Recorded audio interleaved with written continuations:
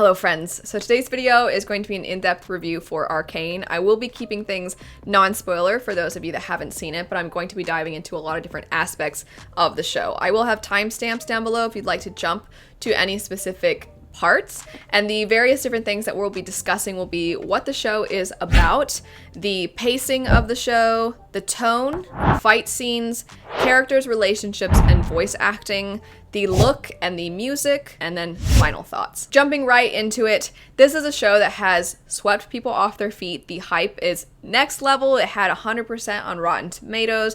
I believe the show was one of the most watched things on Netflix.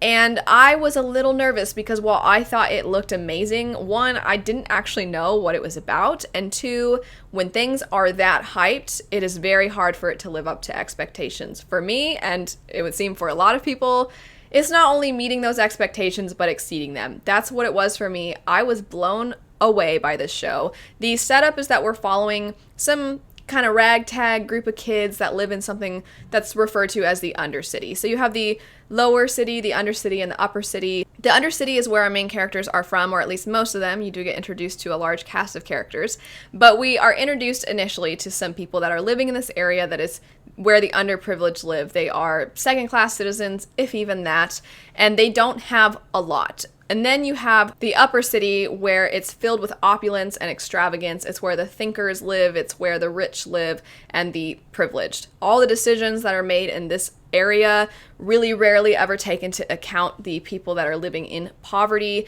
So you have this very intense divide. And at the beginning of the story, we are introduced to our main characters. Like I said, they're very young and they're trying to steal from some people in the upper city, and they don't quite have things go according to plan.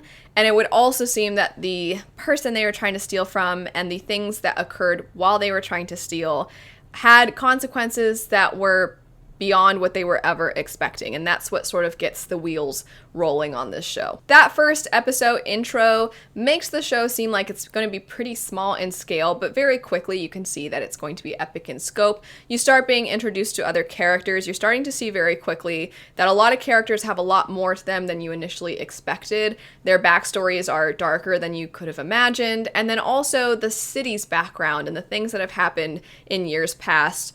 There's a lot of secrets to uncover. This leads us, though, into the pacing. So the very first episode, I don't want to say it's the weakest, but it's the least intriguing, which I think is kind of interesting because a lot of times things try to hook you in with that first episode. And in this one, I think it falls into a lot of cliches. It feels a little bit surface level, but I think this is done intentionally because the direction that the show goes, I think it needs this first episode to feel a little bit more heartwarming. You see these two sisters who are trying to have each other's back. One of them is a lot younger. She doesn't really fit in. The other one's the tough one, is always looking out for her sister. She looks out for the other kids. She's got a fighter's spirit. They have what is essentially an adoptive father who's looking out for them. He looks out for a lot of other people in the city.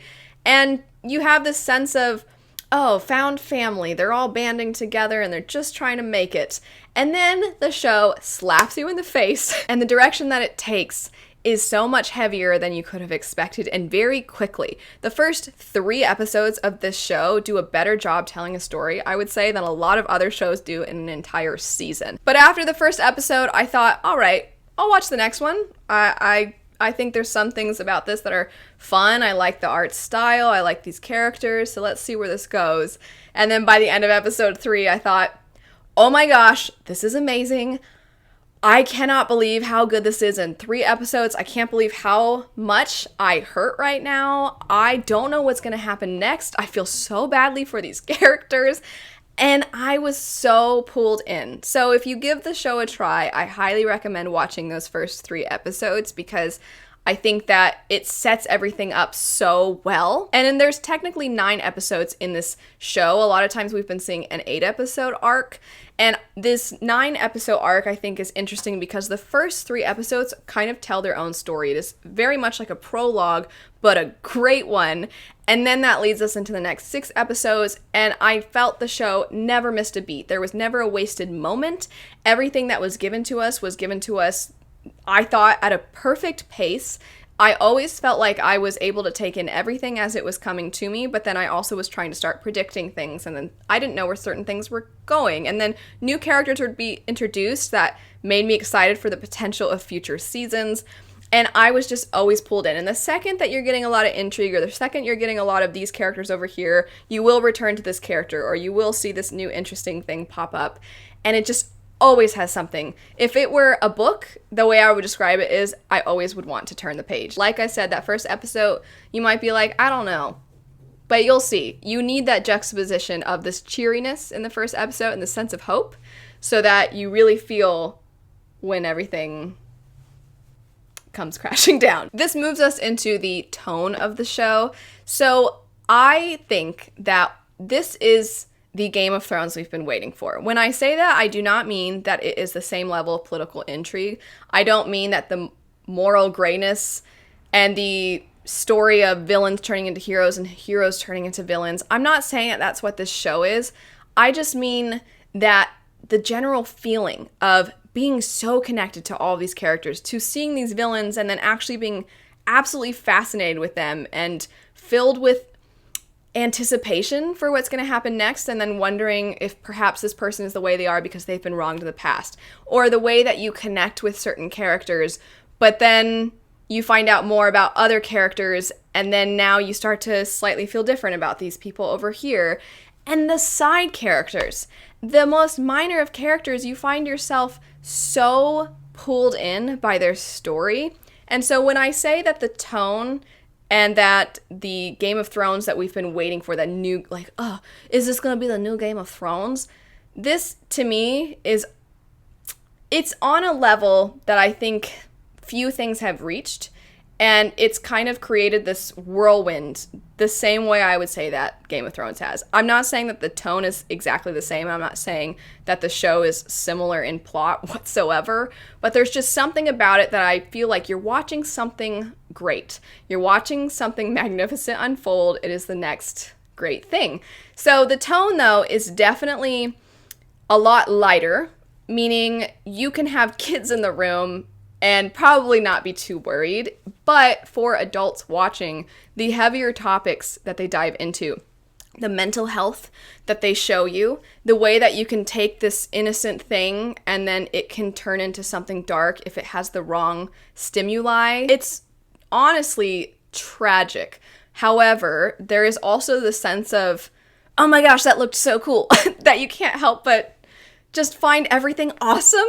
And I think it's tapped into something that it's so difficult to do, and this show did it, where you can have it be appealing to a younger audience. You can have teens watching it, even potentially kids, depending on what you think is appropriate for kids, of course. But I think you can have kids watching the show, you can have teens watching the show, and then you can have older people and adults watching the show, and there's something for so many people to take from it. It is done so incredibly well. So while it is, I think, incredibly mature, at the same time, I think that if it were a book, I could see it still being marketed as YA. I can also see it being marketed as adult. It's just this perfect blend that I feel like makes it for everyone without diluting some of the more serious, heavier topics. Switching now to the fight scenes, this is where I think a younger audience is going to watch and be like, oh, that looks so cool. And then there's me, and I'm 28, and I'm like, oh, it looks so cool. So the fight scenes, we don't get a ton of them. We don't get tons of action, but it's always awesome. It is always so cool, and I actually would love more. I want more fight scenes. I hope we get more fight scenes when we eventually are blessed with season 2 of the show, because the fight scenes look incredible. Something that I'm very excited about with the way they did the fight scenes in this first season is you have some brawler type of characters, and you do get some cool moments where weaponry is involved. However, I think that this first season's fight scenes, what I talked about with the first episode having to be a certain way so that there's room for the rest of the season to challenge things going on in the first episode, I feel like we get these awesome fight scenes, but I think we have yet to see the coolest moments. I think we're going to continuously see this sense of grinding, if you will. We're going to see leveling up occur. This has been created by a video game company. So I think we're going to see some leveling up. We're going to see really, really, really amazing weapons and we're going to see the magic take off. And I think we're going to see potential for that. But the fight scenes in this season and these more intimate brawler type of fights, I think are very fitting for this first season and where we're at currently, and they always look stunning. I'll get more into the looks of the show and the music here in just a sec, but I gotta tap into what is potentially this show's strongest element, and that is its characters and its character relationships and its voice acting. The voice acting is... everybody's amazing. There was one time where some random lady appeared for, I don't know, a minute. And that was the only time where I was like, I don't feel like that voice matches that person. And the rest of the time, it was all great. All the characters had incredible voice actors. The performances were amazing. And the way that this ties into the looks, but the way that they were able to animate the characters and the way that they move and the way that they have little ticks and things change in their expressions to match what's happening with the voices is basically perfect. I absolutely loved it. The characters themselves have so much depth. They have so much personality. There's so much to them. It's the kind of show where there is a very twisted relationship in this show, incredibly twisted, and you know it's a problem. You know that one character needs to be away from someone else if they have any chance at a decent future. However, I also was like, oh, but they kind of love each other. And I don't want to say what kind of love it is. It's not romantic whatsoever. It's very dark and very morbid, but there's a part of me that was angry at myself for also kind of wanting those two to just stick together. But then I'm like, but they shouldn't stick together. These two need to stick together. These two need to be, they need to be reunited. They need to be together. But also that person's kind of cool, but they're awful. And that's what makes the show so great, is because you're not just rooting for your heroes. You're not just hating the bad guys. You have emotions that you're confused about for various different people and relationships. And it hurts. It hurts, but it's also so satisfying. Also, I'm just very curious for those that have watched it. I gotta say, Mr. Pretty Boy, my least favorite character. Not because they did a bad job with him, but because they did such a good job with him. And I'm like, you're not an awful person, but I hate you. I hate you so much. Every time he came on screen, I'm like, ugh, this guy, ugh. I was always frustrated at him. And then there are other people that are much worse, but I'm like, dang it, you're such a cool villain, though. Anyway, I would love to know your favorite characters. If you want to chat spoilers about any of the characters, just please, please, please write spoilers so you don't spoil anything for anyone that hasn't seen it yet. But I would love to know who your favorites are and who your least favorites are. I don't know if I can pick a favorite, but I can tell you right now that that person's my least favorite. The professor is so cute, and there's a moment where dumb guy does something, and I'm like, no, anyway, let's move on. I say the characters are potentially the strongest aspect of the show, but the look of the show is incredible too. So many of you know, am a big advocate for let's animate more things. When I say that, I'm not necessarily saying on this level. This is beyond any expectations I've ever had for an animated show that kind of came out of nowhere. It did have a big budget. I believe it was somewhere between 90 and 100 million. And it feels like it. They do the most incredible thing. So the colors that they use, the color palettes that they use, the way that the characters look when they move, I touched on that with the voice acting as well. Their movements, it's almost like you're watching an amazing actor. And you're like, this is an animation though. They capture people and their emotions through their body so well in the animation. And they do some really artistic things. They have sometimes these parts where during a fight scene or during a pivotal moment, somebody will go to put something on to play music, a record. And that's not the most unique thing, but the way they do it is, there's some details in that I think are amazing. There's some details in the little things, like there's a part where they hand a character a drink with a straw because she's young, and then later you see that same thing and you're like, oh, yeah, you're trapped in that moment, in that mindset, and I can't say too much because I don't want to give away character arcs, but there's just so many little symbolic things.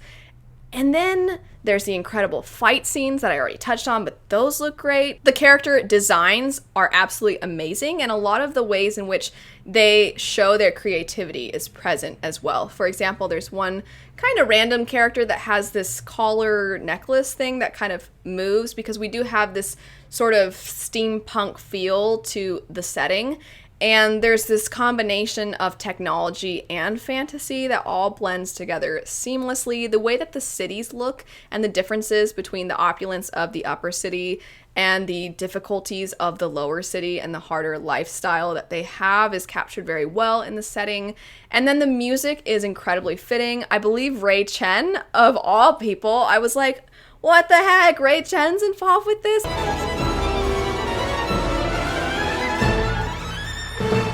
And I know a lot of you probably don't know who that is, but Ray Chen is a delightful, charming violinist, and he does some music for this show, and I'm like, dang it, they just picked everybody awesome to participate, and I just gush fest, and I'm not even sorry about it. It's so good. I'll try to contain myself here. The music is great, and the part that I absolutely need to highlight when it comes to just how creative this team is there is this moment where these two characters are going to kind of face off. And they kind of show you how one character sees what's about to happen and how it captures the youthfulness of their childhood and what their relationship used to be and what it has become. And the art style is so interesting, and the music that they choose for that character is so fitting for that character. And then you see things actually play out. And it's like nothing I've ever seen. They took some chances, and every chance they took I thought was perfect. And I just want more. I need more of this show. I'm sad we have to wait for season 2, but you know what? Take all the time you guys need because it's so good. My final thoughts then are probably pretty obvious. I think that this show is basically as close to perfect as you can get, if not perfect. I absolutely love this show. I, again, was very unsure if the hype could be met, and it was. It is incredible. It's the kind of show that if season 2 wasn't as good as this season, it's probably still going to be better than most everything else. I just can't believe how good it was. A new favorite, not animated show, not a show created by a video game company. There's no qualifiers. It's just one of the greatest shows I've ever seen, and if you haven't watched it, I highly recommend you do. It is so good. That is it for my gush fest for this masterpiece. Thanks so much for watching. I hope you have a lovely rest of your day, and I'll see you all later. Bye.